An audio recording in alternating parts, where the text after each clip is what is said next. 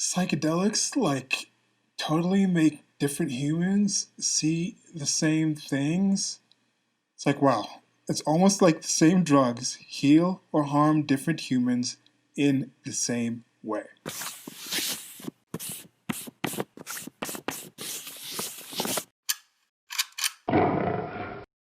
So excuse the little accent out there, but there's this thing I keep finding from people who talk about using different kind of substances, different intoxicants, and they talk about this isn't only specifically with psychedelics, the ones that make you see things that go in your mind, and you're talking peyote, we're talking mescaline, we're talking ayahuasca, we're talking even marijuana, certain strains of marijuana, and we're going to get into the marijuana talk after this, and they talk about how this drug actually gets you to another place. There's this guy, Graham Hancock, who's, I really enjoy his books and the stuff that he does, and he goes in and he starts finding all these stuff in history. And he has a loose theory that part of the ways the our missing links out of human part of the evolutionary process of us coming from our shared ancestry with other apes, other great apes, and going further with like monkeys and things like that. The breakup, the thing that changed, was some of our very, very early Homo sapien ancestors were ingesting certain psychedelics that enabled them to tap into some hidden knowledge or some other sort of knowledge or some different way of actually approaching the world. And that actually got them to this other place. And then he's actually taken ayahuasca. And ayahuasca is something that comes with a special root that's put into some special way that gets distilled with this different other plant, and then it's heated, and then you drink it, and it activates this DMT in your brain, and it makes you see these visions, and it's this intense thing. It's only done in this guided thing. And a few years ago, maybe a decade ago, you had to go to like the Amazon and do it in there. And there was a time when I was using drinking more. I was more in a searching place in my life, still searching for different things. But I don't drink, I don't smoke, I don't do anything anymore.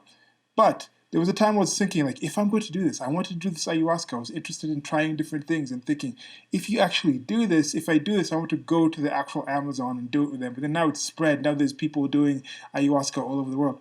My stance on drugs, all these drugs, I think everything should be legalized. There shouldn't be any illegal things. If an adult wants to go to another adult and have that other adult give them a substance that other adult has said is this, and it turns out to not be that thing, there should be a system where this person sold some false product. But just to say this adult shouldn't take this because of reasons, I'm not for that. I think in general, drugs are drugs.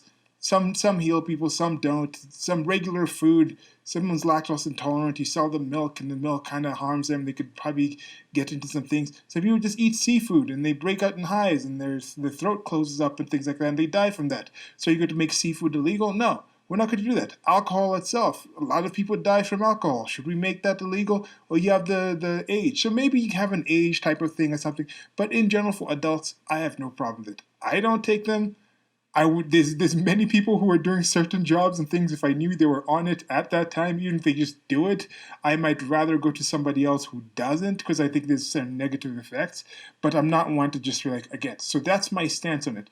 But regardless, this whole take that drugs are somehow some way to tap you into this other place because when you take ayahuasca, all the people who come back who haven't even talked about these things see the same visions, see the same shapes, see the same things, talk about the same places, all these beings, so we must be tapping into one place. It's like, no. In general, if you've never actually drank a certain alcohol, people who drink alcohol kind of behave the same way because we are human beings. We have these same chemicals and things in our bodies in general. And if you add a similar thing into your bodies in general, it's going to have that effect. A few people will ingest the chemicals of a peanut and die. Most people ingest the chemicals of a peanut and will find a rather healthy food that actually does their body good. So this is the kind of thing that happens. Most people drink milk and they're okay. Some people drink milk, they're lactose intolerant. So that's the thing. The effects from certain things. Most people ingest protein, they put on muscle. Some people might not put on the same amount but these things are the same. It's the same chemicals into similar human beings. we view the world through the same eyes. We kind of have the same thing of colors. We're attracted to the same shapes. We kind of have similar ways of breaking down memories and things like this. I don't think it's some sort of thing just because we have this similar thing that this is some sign of tapping into some sort of universal type of place. So when people talk about, oh, we need to make these drugs legal because, like, if these drugs are legal and we all take it, it's going to make the world like all like togetherness, and then we're going to go. There's some like Terrence McKenna stuff. Even when I was considering taking some of these drugs, once I started listening to the Terrence McKenna type of people talking about this higher plane thing, I'm like, not so much. I mean, it might make you personally be able to recover, just like if you get an injury, you take some anesthesia. If you have like a cold, you take something to address that. If your body's like swollen, if you have an injury where your body's inflamed, you take an anti-inflammatory drug. Some of these, I definitely think there are some benefits where some people have certain mental issues that if they take some kind of drug, some kind of psychoactive drug or some other thing, it can actually address them. It can actually give them some relief from that issue to be possibly in a better position to actually address the core issue at hand, to go back and actually be able to focus on that memory without having the panic attacks or just the getting over the certain blocks that your mind has put. That one, I completely agree that there is a place in that. We've seen this actual evidence showing that there's actually scientific evidence showing there's actual addressing of glaucoma, of certain actual illnesses with marijuana and things like this. There might be benefits in cannabinoid oil. I know the actual plant hemp itself, that has a lot of different benefits. So those I'm not against. That's what I'm saying. I think it should be legalized, just like how I think heroin should be legal. We already use morphine in different ways. Cocaine used to be in Coca-Cola, used to be put in other things. I think all those things should be legal. It would reduce the actual crime, like the actual criminal enterprises that have risen up from the criminalization of it. But I think the government also makes a lot of money from the stuff. But anyway, so let me just read you this thing. This is about marijuana and psychosis, how cannabis can treat or trigger psychosis. And this is from therecoveryvillage.com. And this is just for some people who say, oh, this is not for it. And I personally, I've smoked marijuana, had different effects with it. I don't really feel the need to actually do it. I don't really have any memories where it's like, oh, I've never thought of this thing without marijuana. Now that I take it and I actually can think of it, I've had conversations with people who were on marijuana. Like, oh, how high are you? I'm like, no, I'm sober right now. I thought about this thing like 2 years ago or 3 years ago before I even started smoking. Like, this is what I'm thinking right now. Like, I'm trying to have this conversation. But for some people, it seems they feel like they tap into this higher space, and I'm like, I'm not really buying that. So that's just from my experience. I've seen people have psychotic breaks from smoking marijuana. Now you could say it would have been laced to something else, but you look at a site. There's like a site Weebly or something. There's a site like that. A Weebly something else, but there's a site that has different. Now they've gone into it being legalized, it being decriminalized, has let people go in and do more research, and they can tell this strain does this to your body, this other strain does something else, the indica, the sativas, and all these kind of things. Now, when you ingest it, you take out the smoke of it, you isolate the THC, you isolate those substances, you can put them in edibles, you can put them in vaping oils, you can put them in dabs. So there's other ways to ingest these things. At least the smoking itself, if you're listening to this and you're smoking, you're literally just putting hot gas into your throats. So if you can find ways to actually just take out the like hot burning stuff into your lungs, which are very sensitive, that would be a positive thing. Depositing the tar, find better ways to actually ingest it if you're going to do it. That is my suggestion. But let me just read this to show that there's actually things in there.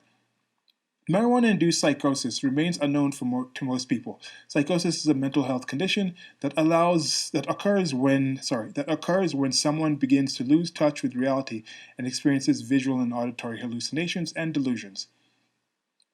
It's important to make the distinction that psychosis is more of a symptom of a mental health disorder rather than an illness itself. Psychosis is often linked to substance abuse or an underlying mental or physical illness. For example, schizophrenia is a mental health disorder that sometimes includes psychosis or as a symptom of the condition. Can marijuana use cause psychosis? Drugs and other substances are one of the primary triggers of psychotic symptoms. This type of condition is referred to as drug or alcohol related psychosis and can occur with the use of several substances, including stimulants or hallucinogenic drugs like LSD or alcohol. And alcohol. So, hallucinogenic drug, alcohol. I think some people wouldn't consider alcohol to be a hallucinogenic drug. I mean, some people had the whole thing with what's it called, absinthe, which had the wormwood and the green fairy and things like that. But that's not an accurate one. But yeah, just have this one absinthe shot at this bar, Cafe Peru in Rome. It was like absinthe with some hot sauce in it. Yeah, wow. Okay, so for some people, this use of substance can trigger psychosis, but if someone with a substance abuse disorder attempts to quit using the substance abruptly, they can experience psychosis as well. A report released by the National Academies of Sciences, Engineering, and Medicine presented evidence that people who use large amounts of marijuana frequently are more likely to trigger psychotic symptoms. If someone has an underlying or diagnosed mental health disorder and concurrent marijuana use disorder, they risk worsening the symptoms of the disorder. Marijuana-induced psychosis. Researchers don't label marijuana and use as the cause of psychotic symptoms or the onset of mental health disorders. Developing these types of conditions are often multifactorial. It's also difficult to determine if psychosis or a mental condition would have developed if someone never used marijuana. There isn't a set amount of frequency that triggers psychosis, just as the drug causes an earlier onset for patients living with psychotic symptoms or mental health conditions. Some research has found that even if someone quits using marijuana, the psychotic symptoms can still exist. Marijuana can be thought of as a catalyst that causes the onset of psychiatric symptoms, but not necessarily the sole cause of the condition. When using marijuana, people should consider it if they buy the drug off the streets in an unregulated marketplace, they don't necessarily know what else it might contain. So you have a few things on that one. That's what I mentioned before. There could be something else laced in it. So I think if you have it legalized or decriminalized, then it gets to a situation where there's more of a marketplace.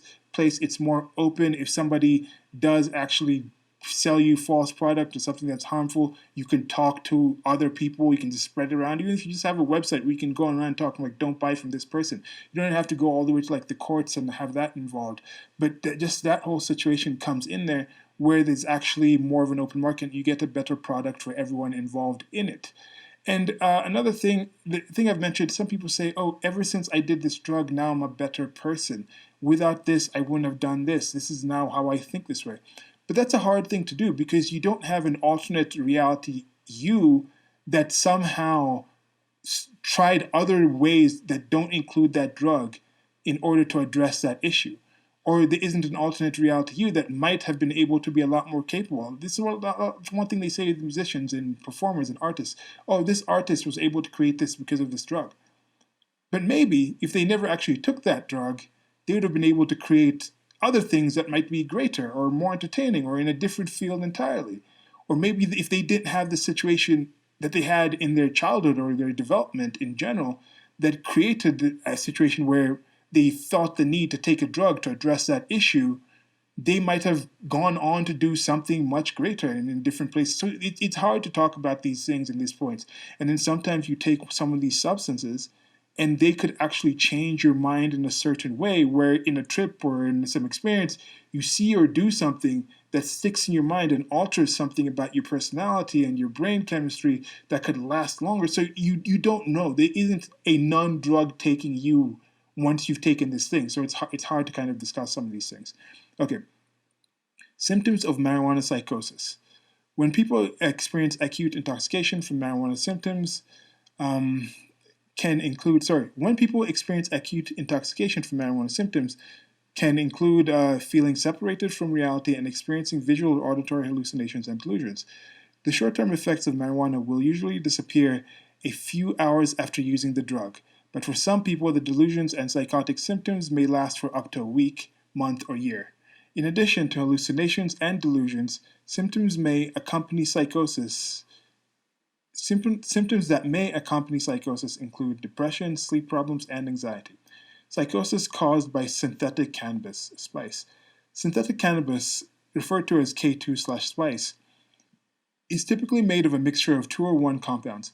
Common side effects following the synthetic cannabis high include paranoia, psychosis, and severe agitation. These side effects can occur as early as 2 to 6 hours after use and last as long as several months. Similar to natural cannabis, a synthetic cannabis-induced psychosis can trigger pre-existing mental conditions and cause the onset of the disorder to occur earlier. The psychosis symptoms could be resolved once someone quits using the synthetic cannabis, unless they had an underlying mental health disorder like schizophrenia or bipolar disorder. Symptoms of a synthetic cannabis-induced psychosis may include paranoia, thought disorders, and suicidal ideations. Synthetic cannabis is often mixed with other psychoactive drugs, so researchers found that it can be difficult to attribute which substance caused the psychotic symptoms. It's still unknown if it's drugs that cause the psychotic symptoms or someone's predisposition for mental health conditions, but it was determined that drugs like synthetic cannabis could trigger these symptoms or cause an early onset of symptoms to occur. Who's more at risk for marijuana psychosis? The likelihood of marijuana and psychosis occurring together is highest in people who are predisposed to paranoia and specific psychosis-related symptoms. For example, people who experience mild psychotic symptoms without the use of the substance may be at higher risk of developing psychosis when using marijuana. People who use marijuana regularly or have a marijuana use disorder are also at higher risk for developing psychotic symptoms. This is getting a bit repetitive. It's not just what she's saying. Researchers have also found that age can be a risk factor to the development of psychotic symptoms from marijuana use. Adolescents who use marijuana or have a marijuana use disorder are at a higher risk of developing marijuana-induced psychosis or triggering an onset of a mental health disorder. Now, a little aside here, I think when you talk about adolescence, as I mentioned before, I think these things, for adults, for a completely developed mind, go ahead and you can make those decisions. Some of these things, taking some of these while your mind is still developing, I think is unwise. And it's not something that's been researched enough for me to be comfortable with just saying, yeah, let anyone do it. Let's be a thing with kids. There are things in here. But now they're talking about also adolescents who use marijuana are more at a higher risk. And then you look above and they're talking about the people who are predisposed to certain things.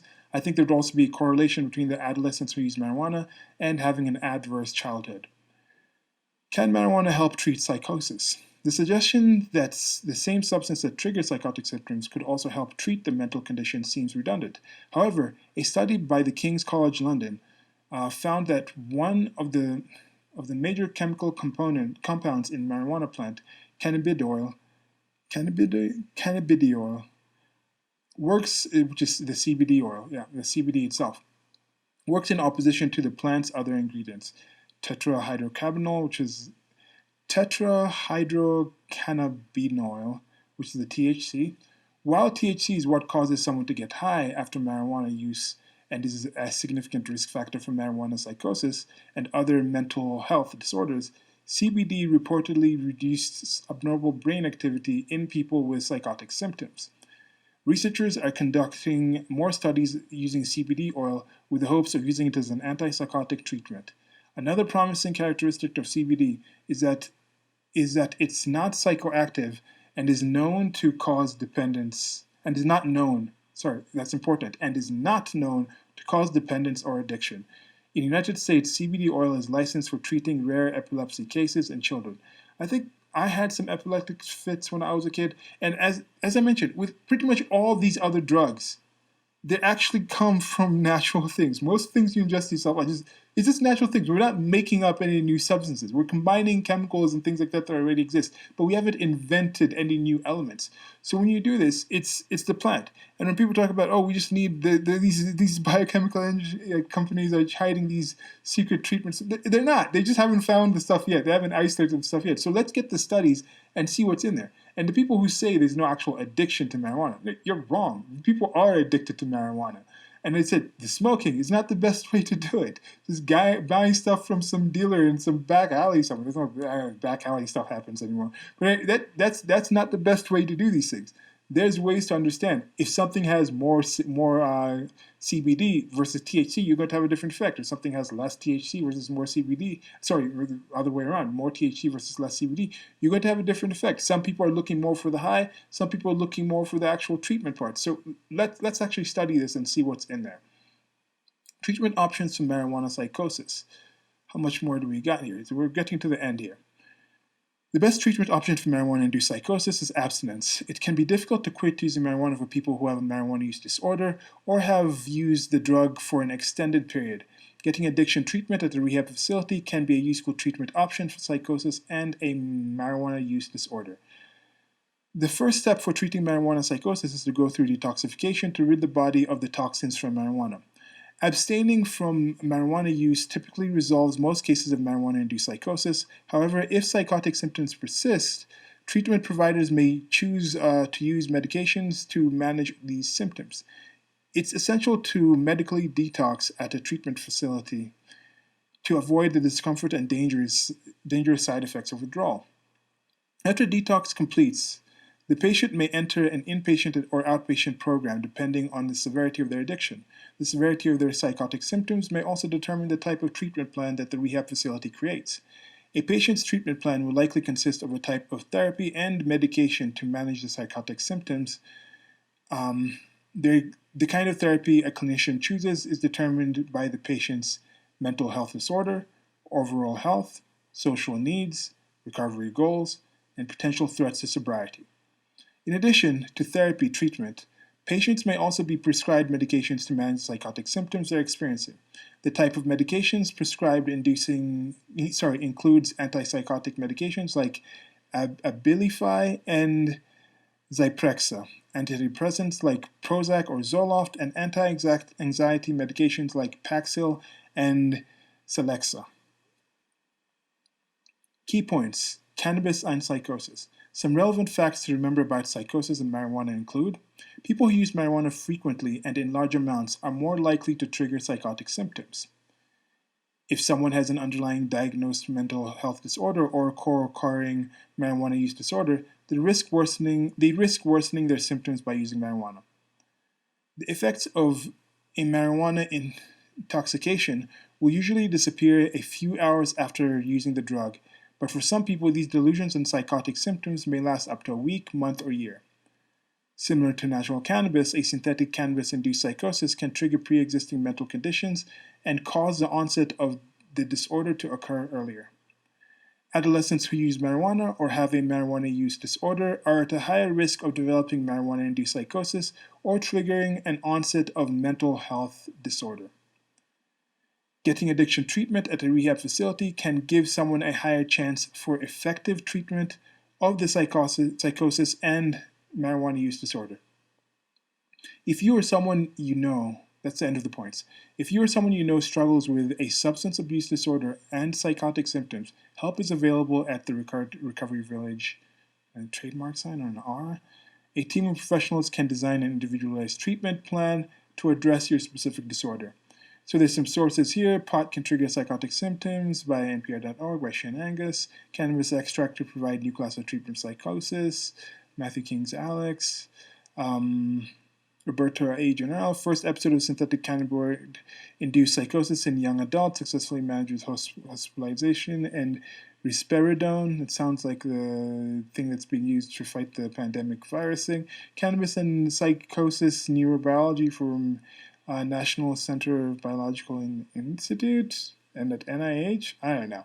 So, medical disclaimer. The Recovery Village aims to improve the quality of life for people struggling with a substance use or mental health disorder with fact-based content about the nature of behavioral health conditions, treatment options, and their related outcomes.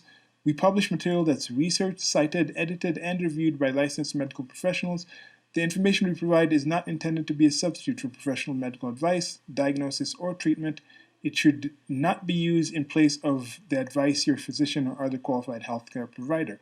So yeah, and also I'm going to give a disclaimer. I am not hired by these people. I was looking around because I was having a conversation with somebody about this whole thing. And sometimes when I post these in the shorties series, these short thoughts. I go online and I actually look for some things to back and to expand on it. But I do remember bookmarking something that someone in specific, in particular, had talked to me. It might have been in response to me posting this actual shorty, and they gave me a link to an actual document that supposedly shows the evidence of these transcendent experiences. They thought this was good evidence. So I'll probably read that in a separate video if I do actually find that content. But as I said, I'm not trying to like negatively judge you. I don't think taking any of these recreational sort of drugs are positive for my current life right now. I don't think it should be illegal if you as an adult want to take them. That is my stance on it.